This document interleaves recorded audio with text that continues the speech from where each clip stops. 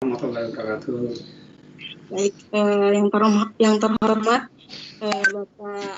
Istiar, maaf Pak.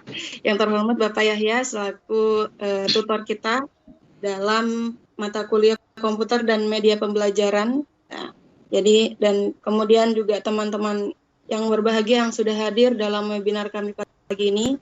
Ya, mari kita panjatkan puji syukur kepada Allah Subhanahu wa taala atas rahmat berupa kesehatan. Ya, semoga sholawat serta salam juga tetap tercurahkan kepada Rasulullah kita, Nabi Muhammad SAW. Jadi pagi ini kami akan membawakan webinar yang mana kita di sini sebagai calon sarjana PGSD ya, tentunya sebagai calon guru, bahkan sudah ada yang menjadi guru, ya insya Allah sangat membutuhkan yang materi pagi ini, yang mana pagi ini materi kami adalah pemanfaatan lingkungan alam sebagai media pembelajaran. Nah ini insya Allah sangat bermanfaat ya untuk teman-teman semua, karena dalam pembelajaran itu butuh yang namanya media pembelajaran. Nah, di sini kami akan menyediakan memberitahukan berbagai macam media pembelajaran yang bisa kita dapatkan melalui lingkungan sekitar, ya, yang mana nanti akan dijelaskan oleh narasumber kami, yaitu Mbak Indah Rizkika.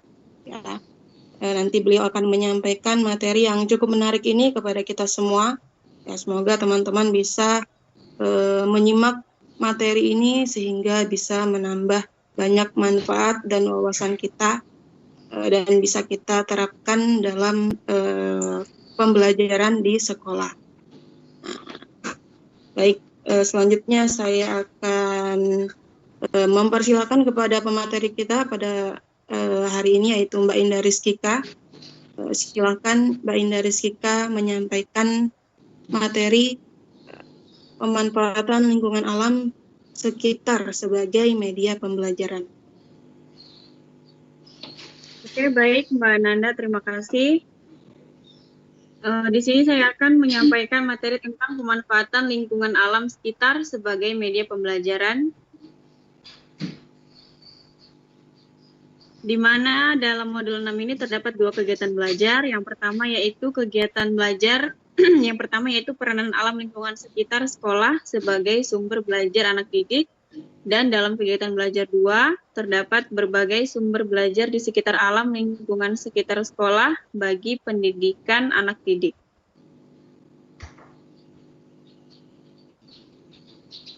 Nama kelompok tadi sudah diperkenalkan oleh Mbak Nanda, Mbak ya, jadi dilanjut aja.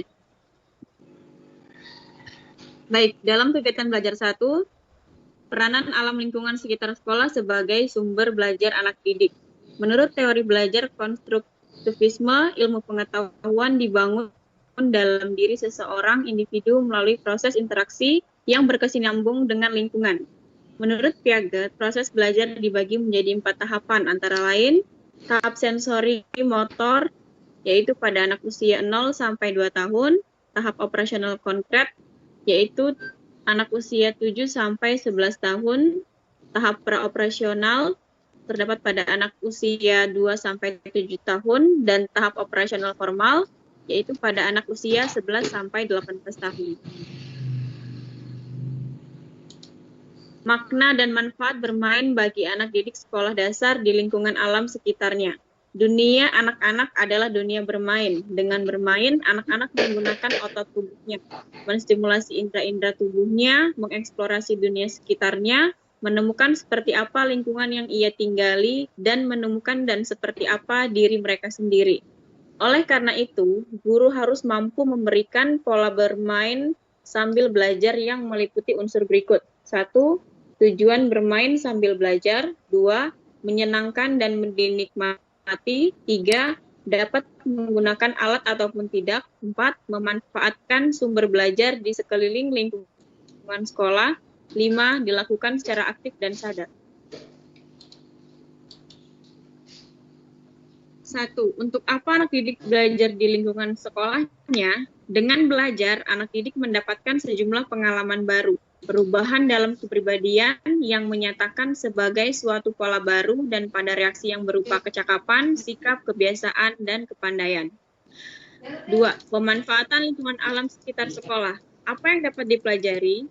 Pemanfaatan lingkungan alam sekitar sekolah dimulai dengan mengembangkan pengetahuan tentang apa yang terjadi di lingkungan sekitar kita dan masalah apa yang kita lihat, apa yang langsung berdampak bagi kehidupan kita, serta apa yang kita lakukan. Dengan demikian, ada beragam tema kegiatan yang dapat diangkat, misalnya masalah sampah, air, hemat listrik, penghijauan, lingkungan rumah, lingkungan kota, transportasi, dan lain-lain. 3. Prinsip dalam pembelajaran tentang permasalahan lingkungan alam sekitar sekolah. Dalam mengembangkan program pemanfaatan lingkungan alam sekitar sekolah bagi anak didik sekolah dasar, terdapat beberapa prinsip yang perlu diterapkan, antara lain, belajar dengan memanfaatkan sumber belajar yang tersedia, belajar dengan cara yang menyenangkan, belajar dengan mengasah kemampuan berpikir kritis dan kreatif, serta belajar melalui kolaborasi. 4. Belajar yang menyenangkan di alam sekitar sekolah. Ada 4 ranah atau domain yang berkaitan dengan belajar di lingkungan alam sekitar, yaitu citra diri dan perkembangan kepribadian, latihan keterampilan hidup, cara berpikir atau pola pikir, serta kompetensi atau kemampuan yang bersifat akademik, fisik, dan artistik. 5. Bagaimana anak bisa senang bila diajak belajar di alam lingkungan sekitar sekolah? Ada beberapa pedoman praktis agar belajar bagi anak didik di alam sekitar sekolah bisa menjadi pengalaman yang menyenangkan, antara lain, ciptakan lingkungan tanpa stres atau rileks, manfaat sarana bermain untuk belajar, gunakan indera anak sebagai jalur belajar, serta pakailah seluruh dunia sebagai ruang belajar.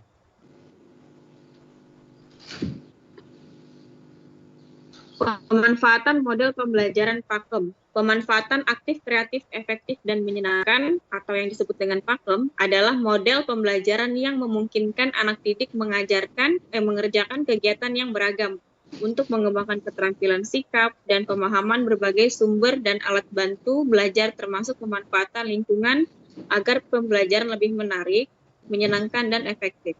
Ada beberapa karakteristik PAKEM antara lain aktif. Maksud aktif dalam hal ini adalah pembelajaran model PAKEM dapat membuat anak didik berinteraksi aktif dengan lingkungan, memanipulasi objek-objek yang ada di dalamnya. Yang kedua, kreatif.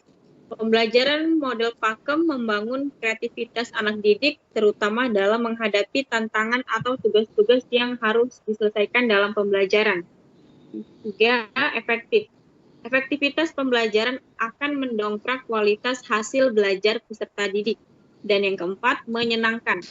Pembelajaran diharapkan dapat menciptakan suasana pembelajaran yang menyenangkan dengan bahan ajar yang relevan. 1. Cara menginventarisasi berbagai sumber belajar di sekitar lingkungan alam sekitar sekolah.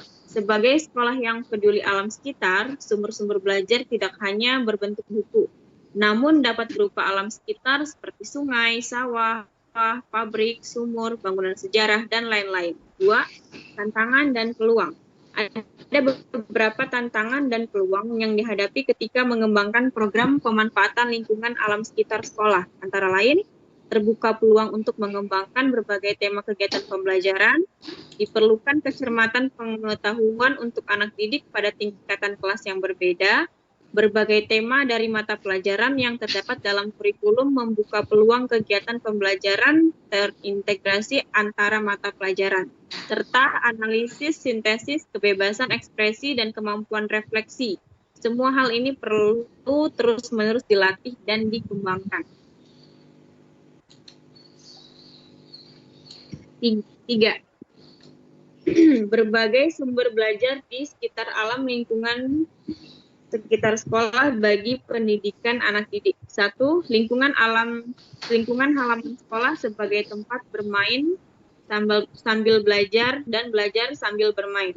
Dengan perencanaan dan pengelolaan yang matang, bermain di sekolah akan mampu mempengaruhi dan menambah pengetahuan anak, mempengaruhi perkembangan kreativitas anak, mampu mengembangkan tingkah laku sosial anak dan dapat mempengaruhi nilai moral anak didik.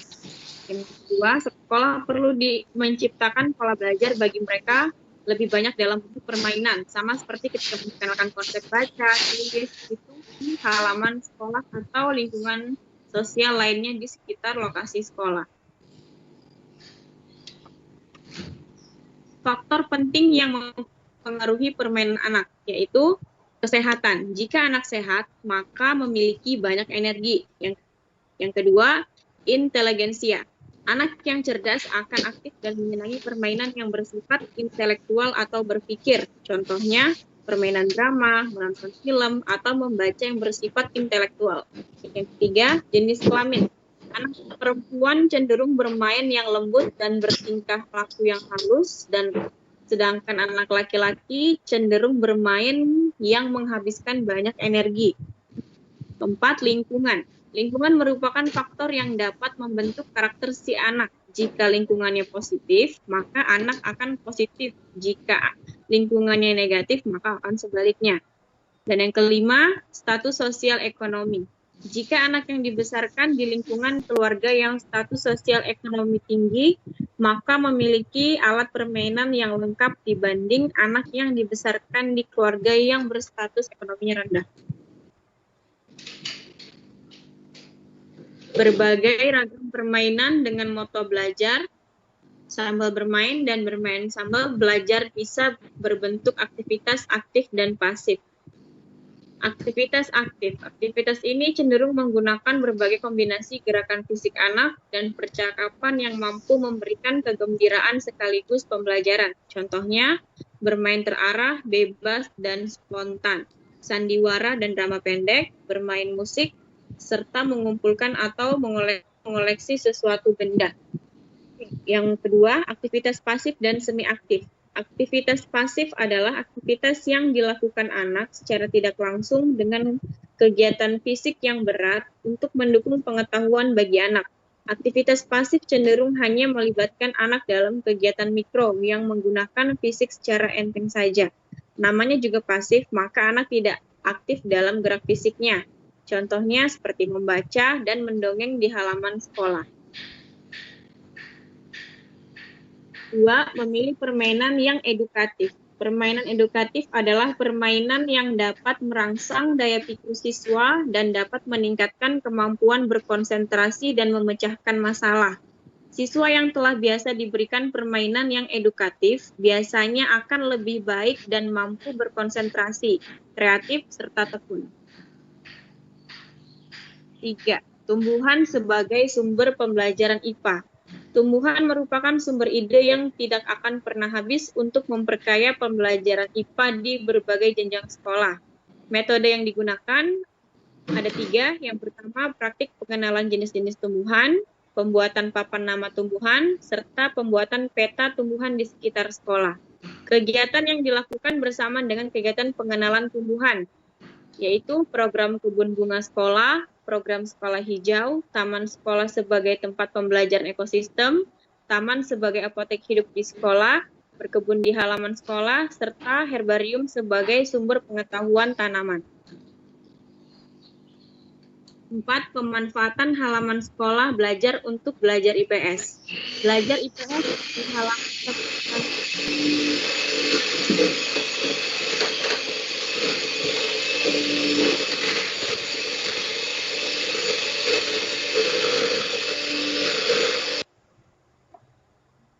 Baik, saya lanjutkan. Belajar IPS di halaman dan lingkungan sekitar sekolah sangat sesuai dengan tujuan pembelajaran IPS yang menghendaki agar setiap anak didik mampu, yang pertama, mengenal konsep-konsep yang berkaitan dengan kehidupan masyarakat dan lingkungannya. Yang kedua, memiliki kemampuan dasar untuk berpikir logis dan kritis, rasa ingin tahu, inquiry, memecahkan masalah, dan keterampilan dalam kehidupan sosial.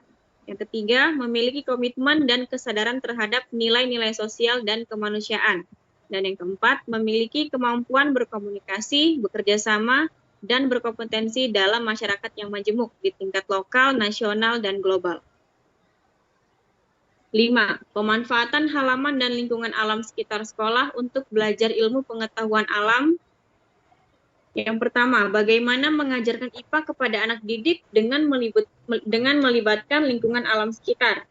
Jadi terdapat 3 pedoman. Pedoman pertama yaitu menggunakan kriteria lulus atau tidak lulus. Pedoman kedua, menetapkan standar kompetensi dasar dan kompetensi khusus. Dan pedoman ketiga, pemanfaatan media lingkungan belajar dan sumber belajar. Karakteristik bidang kajian ilmu pengetahuan alam. Ilmu pengetahuan alam didefinisikan sebagai ilmu pengetahuan yang diperoleh melalui pengumpulan data dengan eksperimen, pengamatan, dan edukasi untuk menghasilkan suatu penjelasan tentang sebuah gejala yang dapat dipercaya. Kemudian manfaat belajar IPA dengan menggunakan lingkungan alam sekitar. Yang pertama, meningkatkan efisiensi dan efektivitas pembelajaran. Kedua, beberapa kompetensi dapat dicapai sekaligus. Dan yang ketiga, pemanfaatan lingkungan alam sekitar akan membantu menciptakan struktur kognitif.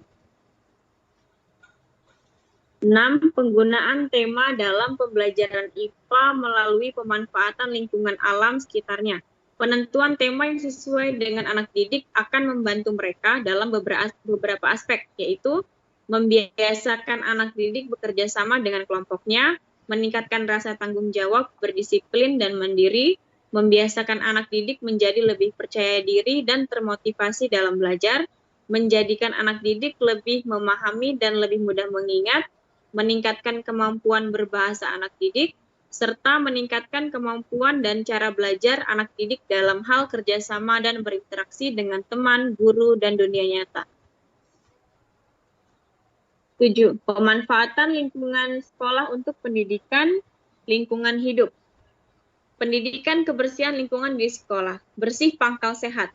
Peribahasa yang sudah biasa kita dengar, tetapi bukti dan kenyataan di lapangan dan kehidupan sehari-hari terjawab bahwa peribahasa yang dijadikan slogan ternyata belum banyak yang melaksanakannya.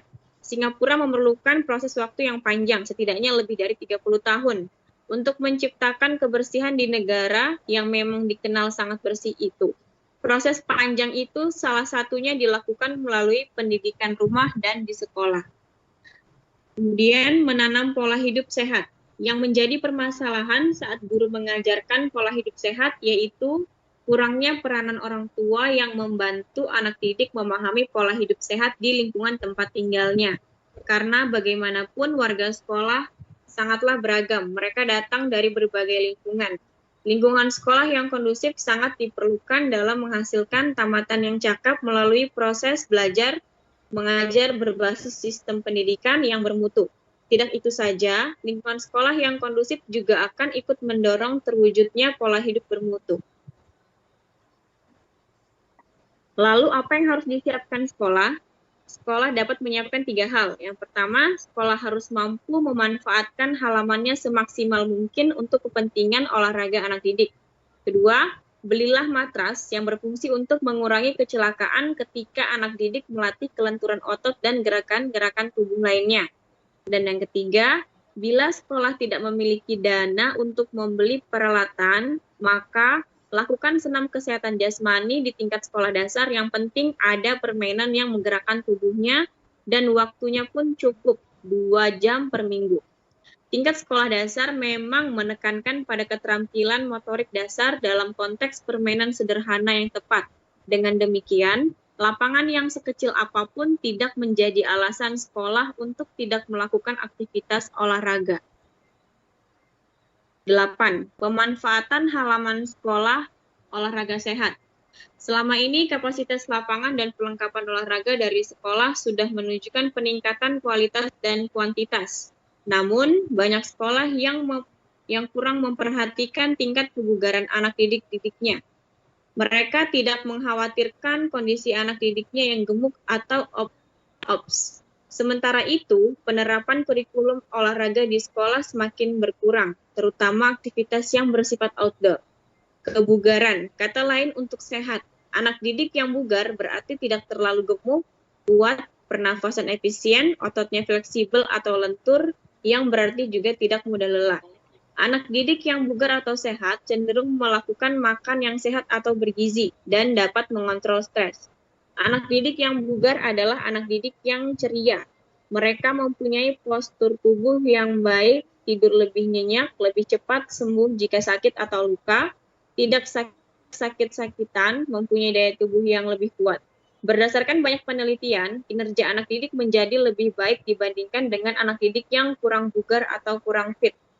Bob Glover dan Jack Sippert dalam bukunya The Family Fitness Handbook menjelaskan bahwa anak didik yang fisiknya fit mempunyai kecenderungan yang rendah terhadap penyakit-penyakit hypokinetik seperti hipertensi, penyakit jantung, sindrom-sindrom tekanan, diabetes, dan masalah-masalah emosional lainnya. Penyakit-penyakit degeneratif ini dimulai dari masa anak-anak. 9. Belajar bahasa di alam lingkungan bebas. Dalam pelajaran bahasa Indonesia, para guru perlu mencoba cara sederhana dengan membawa anak didik keluar kelas, belajar di halaman sekolah dan di sekitar lingkungan sekolah. Lingkungan luar sekitar sekolah pun bisa dimanfaatkan guru. Apabila sistem pembelajaran bahasa Indonesia yang setengah-setengah terus seperti saat ini, maka pola pengajaran yang berorientasi pada nilai semata pun akan terus terjadi. Alhasil, siswa menjadi kurang cakap dan kurang mampu menggunakan bahasa Indonesia yang baik dalam berkomunikasi.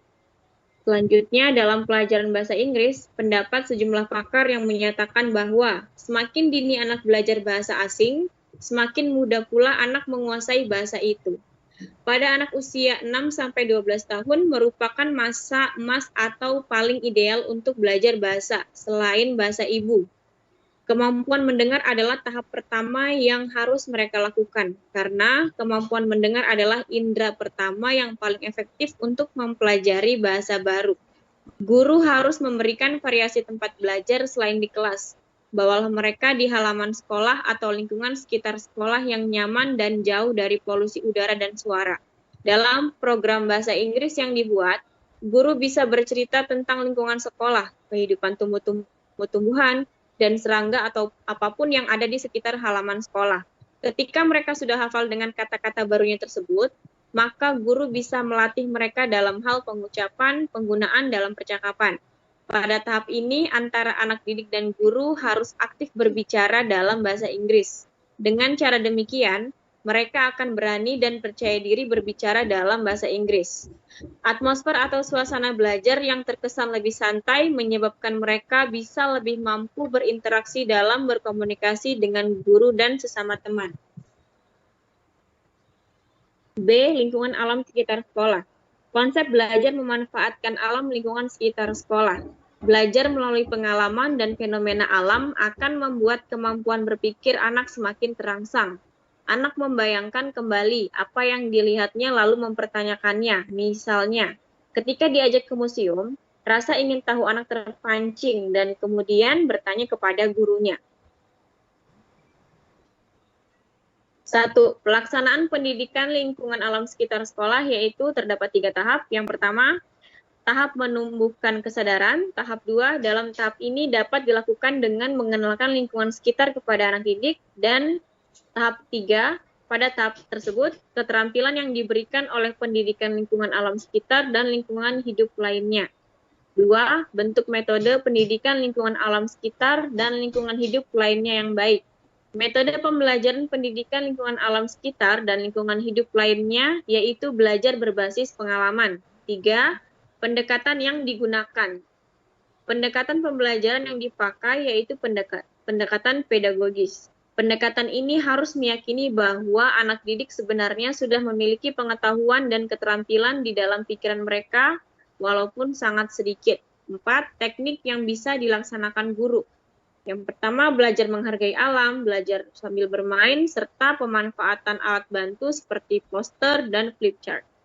5. Pemanfaatan museum sebagai sumber pembelajaran pendidikan IPS di tingkat persekolahan.